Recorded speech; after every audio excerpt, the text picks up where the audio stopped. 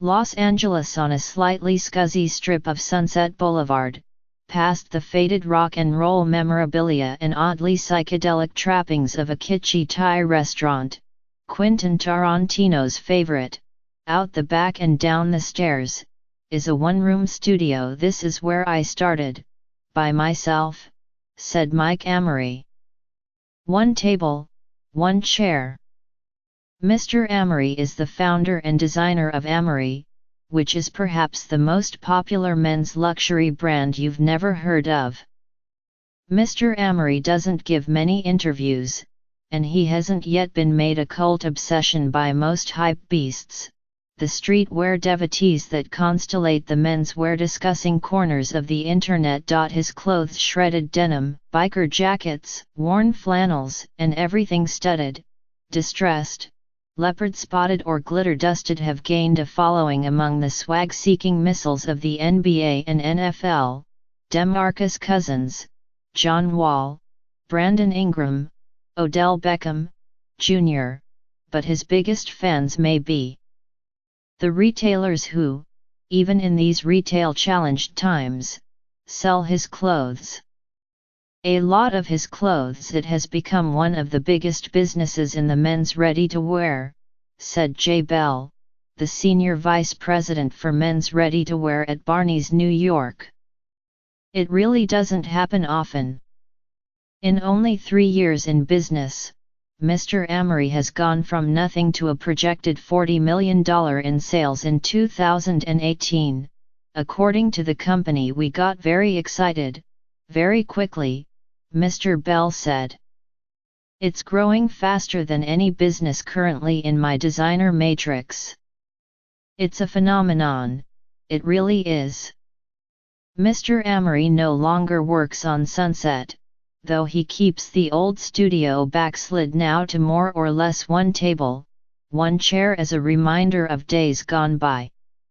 "In fact," he said on a warm day in mid-December, as the crash of silverware could be heard from the restaurant kitchen above, he grew out of it quickly and moved to a studio in Koreatown. In 6 months, he grew out of that one and relocated downtown. Soon we were headed there, negotiating Los Angeles traffic in Mr. Amory's new G-Class Mercedes. As of this month, he has moved once again, to a 30,000 square foot complex that will house his design studio, a showroom, a digital studio for e-commerce and, for kicks and good measure, a basketball court. Mr. Amory, 41, grew up in Hollywood, the son of émigré Iranians who parlayed a business in antique rugs into real estate investments, enough of them to rent an apartment in Beverly Hills so that Mr. Amory and one of his brothers could go to Beverly Hills High School on the right side of the tracks. Mr. Amory remembered being an outsider there, ditching classes and smoking cigarettes alongside classmates like Angelina Jolie. But his sensibility was forged along the Sunset Strip of the 1990s, the halcyon days of hard rock and Viper Room debauchery coming from Hollywood. "The heroes were people you would see here," Mr. Amory said. "People in those jackets, the flannels, super long hair, polka dot shirts with leopard. For me, that was the coolest thing ever. To anybody else, they look like burnouts." That sensibility, some 30 years later, still dictates the Amory look, which is subtle as a scream. Mr. Amory's first collection was built around embellished jeans and sweatshirts and tees holed by shotgun fire. Distressed clothes you could hardly blame for their distress. It is based on vintage items, which Mr. Amory began his career scouring flea markets for and reinterpreting for people who have more money than time. "You don't have to go digging every weekend at the Rose Bowl," said Will Welch, the creative director of GQ.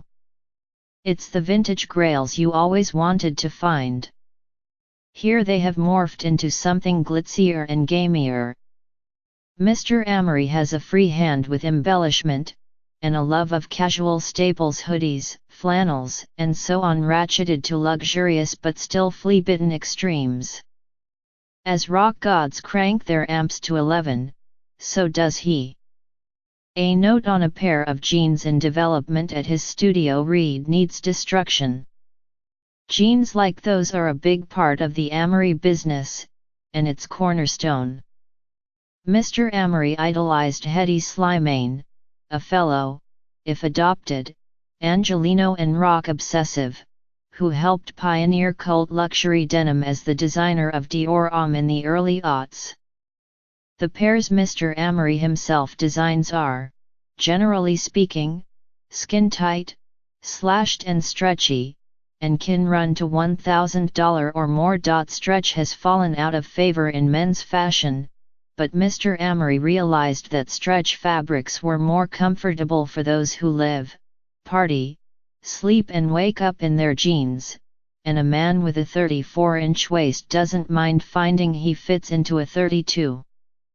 Mr. Amory introduced a women's collection in 2017, and while men's still accounts for 75% of sales, women's is growing. Amory's brashness is in stark contrast to some of the luxury brands with whom he now competes, which tend to fetishize newness and intellectualize their approach. So, too, was the brashness of Mr. Slimane's designs for Saint Laurent, whose spirit hangs heavy over Mr. Amory's collection. Mr. Slimane went from Saint Laurent in 2016, leaving a grunge-shaped hole in the marketplace. At Paris Fashion Week, where Mr. Amory will stage his first presentation on January 19, his line is not likely to look similar to the more established luxury houses showing alongside him. It's easy to come from LA and think what you do is very cool, he said. But a lot of things you do can be really vulgar. You have to know, this might not even be that cool globally. He acknowledged the importance of balancing the collection between rowdiness and refinement.